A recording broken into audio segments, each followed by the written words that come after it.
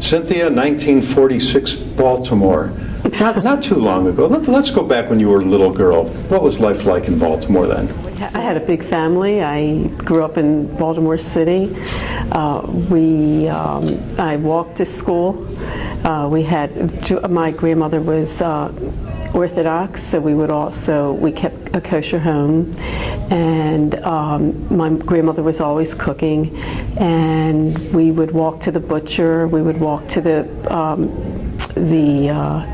there was a separate bakery. If you wanted cottage cheese and cream, there was a separate creamery. All the stores were separate. There wasn't a supermarket. The synagogue was right around our house. Everything was walking distance. Our neighborhood was an immigrant neighborhood. It wasn't all Jewish. There was a lot of Jewish people, but there was a lot of other people from other parts of the world, Greece and Italy, and it was a mixture. So I grew up in a very integrated neighborhood, we didn't have a car, so we would take the bus or the streetcar, and it was always there was always family living in my house. We had grew up in a two-story row house, and there was always something going on because there was always a lot of family. Now, what did your folks do? My mother, she worked before she had children. She worked for the Army during the war as a secretary, and before that she was a hairdresser, which she did not like doing, and my father was an attorney. Now, was your dad in the service? My father was in the service. Was he in World War II? He was in World War II. And where was he stationed? He was in the South Pacific. Okay. Did he ever tell you anything about what they were doing, what his jobs were? He was in the Army. And never discussed any battles or anything he might have been in? No. Combat? No, my father never talked about anything that was bad. Okay. So he only talked about the good things, and he said that the Army was probably the best years of his life. Your grandparents, do you remember them? Yeah, very well. Tell me about them. My grandmother was active in the Royal Sisters. She did a lot of charity work. She was always packing up food for people, as my mother was, that they would give out to poor people. My grandmother used to have had teas where they were little old Jewish women who would dress up, and they would come to my grandmother's house. We lived with my grandmother and grandfather. Your mom's side? Yeah. Okay. And my father was an orphan, and my grandfather was a tailor, and he had been in an accident before he came to this country, so he broke his drums in his ears, and he was deaf, so he only spoke Yiddish. And he worked real hard, and we would meet him at the bus stop when he came home, and he only spoke Yiddish to us. So, and my grandmother was a real patriot. She was always reading, and she studied and got her citizenship. So I have all her citizenship papers. Now where'd your grandparents, where did they immigrate from? They were from Grudny Guberia in Russia. Did they ever tell you how they traveled to this country? I was too young to even ask. I mean, they passed away when I was a little girl. Okay. So, well, my grandmother did. My grandfather passed away when I was a teenager. Yeah. And a teenager, you're not interested in anybody but yourself and boys. So. Now, where did you go to high school? I went to Milford Mill in Baltimore. And what was high school life like for you? I have really no idea. I just went to my 50th reunion, and I tell you, my girlfriend and I walked in there, and I said, "Are you sure we went to this school?" Because I didn't recognize anyone. Do you remember when you got your first car? It was in the 50s, and it was a blue Chevy. Okay. And my mother, I remember my mother learning to drive it. And I also remember my father, who wasn't the best of drivers, driving it. And when did you drive it? I've never drove that car. Oh, really? No, I never drove that car. Okay, now after high school, to work or to college? I worked in high school, actually, but in college, after high school, I went to college. And where did you go to school? University of Maryland. Okay. And tell me about college life. I loved college life. I mean, it was in College Park. It was away from home. I got active in a Jewish sorority. I was active on the newspaper. I was active in the was president of the Women's Recreation Association. I was active in politics in college, and so I met a lot of people. I loved meeting different people, new people, and I enjoyed college a lot. Now, when you said you got active in politics, what were you doing? It was campus politics. Okay. It was stuff like, I never liked rules very much, so I used to break them, and so it was like, it was like fighting curfews and fighting different, mundane things. So you left school right before the hippie era, so to speak. Mm-hmm. You just left there right before all of the turbulent times in the country with the Vietnam War and whatnot. Right. Okay. But I got very involved afterwards. Okay. And did a lot of marching. Where did you meet your husband?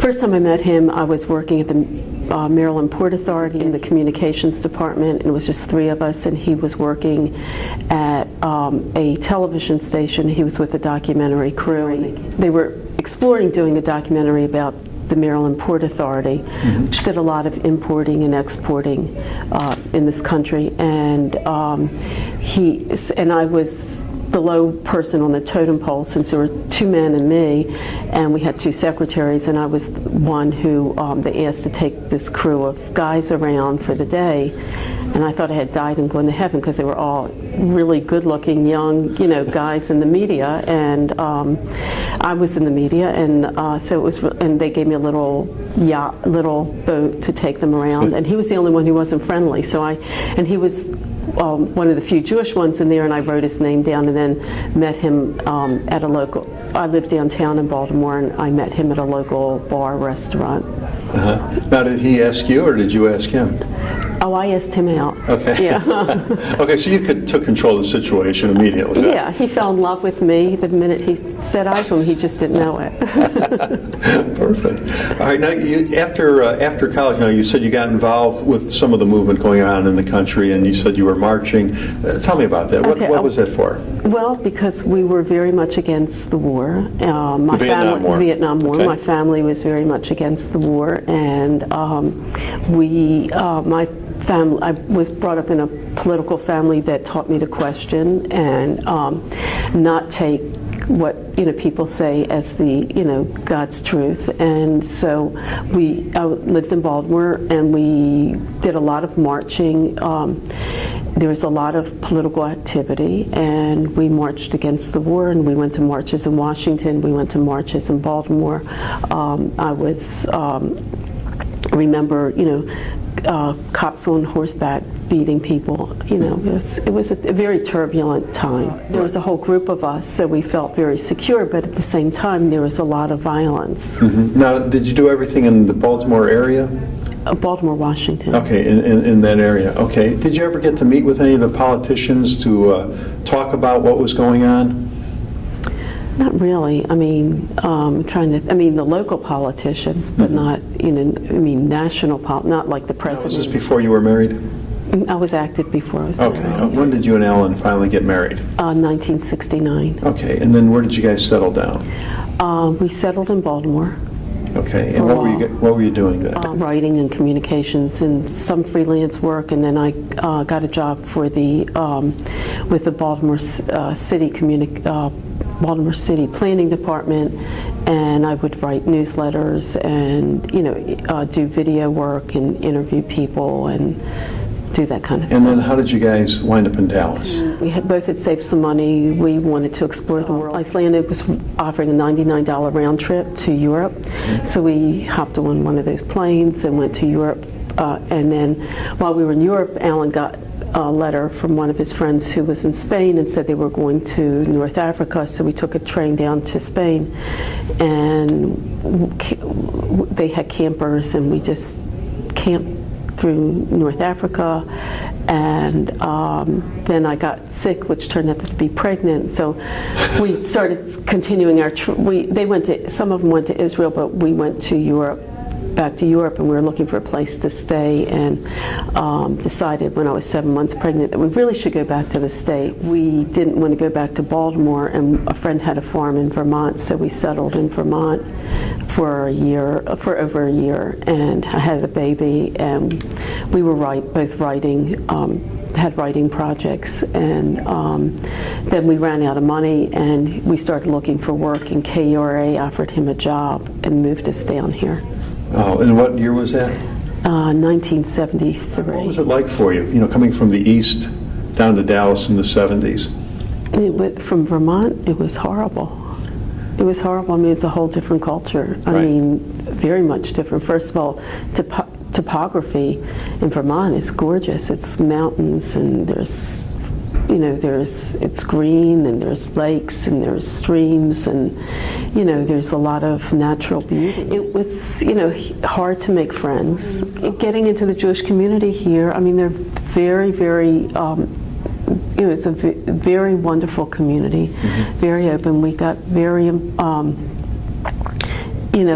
it was hard to when I was at Sherith Israel, it was really hard to make a lot of friends there, basically because I think they were old families, and you have your family, and you don't usually, you have a lot of things going on in your family, so when you have a big family, you're not looking that much to make new friends. Right. You grew up with people, and you have your family. When we went to Temple, I think a lot of people there don't have all their family there, and so they're looking to make new friends and new connections. Yeah. So there are the old family, so I think it was easier for us to make more friends at Temple. So when you got down here and were trying to get acclimated and settled, you guys went into movie making down here. Well, Alan was a KRA, and then I was doing freelance writing and media projects, and then I did and then got involved with a group of people that was, we did a documentary together that aired on TV, and then he left KRA, and we started working together. Some of the projects you and Alan have done over the years. We've done over 40 films. So some of the Jewish projects I'll go through, west of Hester Street, about Jewish immigration to the Southwest in the in the early 1900s. So, it was and then Make Me a Match, about Jewish singles looking for their besherts. We did a film for the Dallas Jewish Historical Society about Dallas Jewry. We did a film about the Zales. I did a film about my dad and Parkinson's disease. It has a lot of Jewishness in it, has a lot of Jewish soul in it. I know there's a couple more Jewish films, but they're not coming to me. But we've done we've done the museum films we did the 6 films for the 6th Floor Museum on the life, death, and legacy of John Kennedy. And we just spent the last 8 months redoing one of the big films for that museum. We did the Funny Women for the Women's Museum. We did a a lot of films for the Volunteer Rescue Museum. We did, we just got a Lone Star Emmy for a film about depression and suicide among young people called A Reason to Live. We did the film for the Women's National Historical Park, Dreams of Equality, about it's a film about the first women's movement, and then we did a film called Sisters of 77, which aired nationwide on PBS. Few of our films have aired nationwide on PBS, about the first federally funded national conference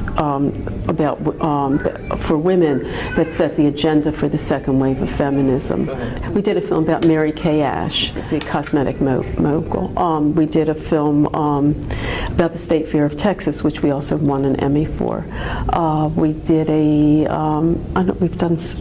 there's a few more that we did a few films on Black history.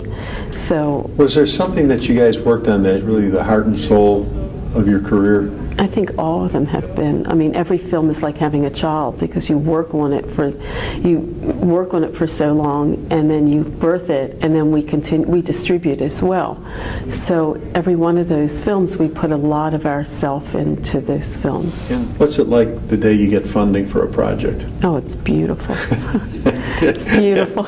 And today, while we're taping, what's the current project you're working on? I'm working on a film about women's relationship to their shoes, and it's about women's identity with their shoes, and it gives women a voice to tell their stories. Right. And every shoe has a story, and every woman has both. And how do you guys come up with the ideas?